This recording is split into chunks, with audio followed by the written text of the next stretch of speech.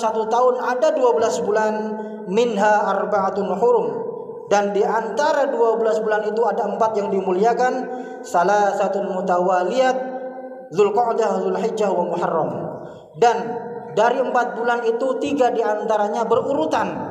Bulan Dzulqa'dah yang sekarang kita berada di dalamnya, kemudian bulan Dzulhijjah, kemudian bulan Muharram.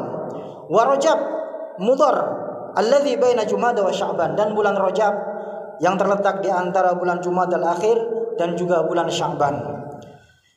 Di antara keutamaan yang Allah berikan pada bulan yang dimuliakan ini adalah apabila kita melakukan perbuatan-perbuatan amal soleh di dalamnya, maka Allah Subhanahu wa taala akan lipat gandakan pahalanya.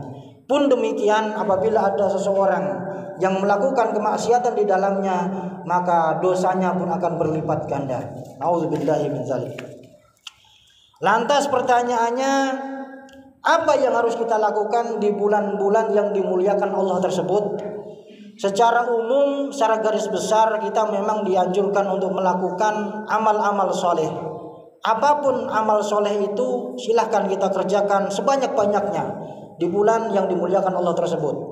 Tetapi secara khusus, Rasulullah SAW menyampaikan ada satu amalan yang dianjurkan untuk kita kerjakan pada bulan-bulan yang dimuliakan Allah tersebut, sebagaimana yang disampaikan oleh Al-Imam Nawawi dalam kitab Riyadhus Shalihin. Rasulullah menyampaikan, an Abi Hurairah radhiyallahu anhu qala Rasulullah sallallahu alaihi wasallam, afdhalus siyami ba'da Ramadan syahrul Muharram wa afdhalus salati ba'dal fardhu salatul lail. Haditsun sahih rawahu Muslim.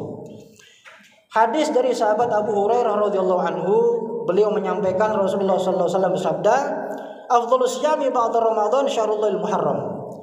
Utama-utamanya puasa yang kita kerjakan setelah puasa pada bulan Ramadan adalah puasa yang kita kerjakan pada bulan-bulan yang dimuliakan Allah Subhanahu wa taala, dan kita sekarang berada di dalamnya.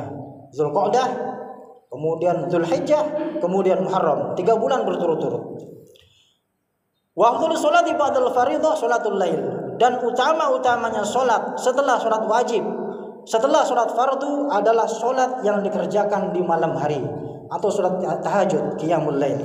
Hadis sahih riwayat Imam Muslim.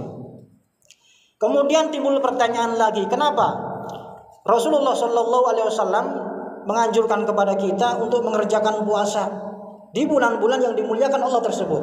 Apa rahasianya? Karena memang puasa ini adalah ibadah yang sangat istimewa, ibadah yang spesial, ibadah yang hanya diketahui oleh orang yang berpuasa dengan Allah Subhanahu wa taala. Berbeda dengan sholat. Kalau kita mengerjakan sholat, orang semuanya tahu karena dia melihat. Berbeda dengan membaca Al-Quran. Kalau kita baca Al-Quran, orang semua tahu karena ada suaranya. Pun dengan ibadah-ibadah yang lain. Tetapi kalau puasa, tidak ada yang mengetahui orang itu berpuasa apa tidak kecuali dia dengan Allah Subhanahu wa taala. Maka pahala puasa ini juga disampaikan dalam hadis an Abi Hurairah radhiyallahu anhu qala Rasulullah sallallahu alaihi wasallam, kullu amali ibni Adam yudha'af al-hasanatu asyru amsalha ila sab'ati mi'ati dhi'fin. Qala azza wa jalla illa as-shaum fa innahu li wa ana azibih yad'u syahwatahu wa ta'amahu min ajli, rawahu Muslim. Sebuah hadis dari sahabat Abu Hurairah, Rasulullah sallallahu alaihi wasallam bersabda, kullu amal ibni Adam yudha'af, setiap amal ibadah yang kita lakukan paling sedikit oleh Allah Subhanahu wa taala dilipat gandanya pahalanya sampai 10 kali lipat, paling sedikit. Kita membaca Al-Qur'an, setiap huruf yang kita baca pahalanya dilipat gandakan oleh Allah 10 kali lipat. Kita sholat berjamaah 27 kali lipat. Kita baca sholawat 10 kali lipat setiap kali sholawat kita kepada Rasulullah SAW dan ibadah-ibadah yang lain. Tetapi Allah Subhanahu wa taala tidak hanya sampai situ, ila sab'ati mi'atil dhi'fin.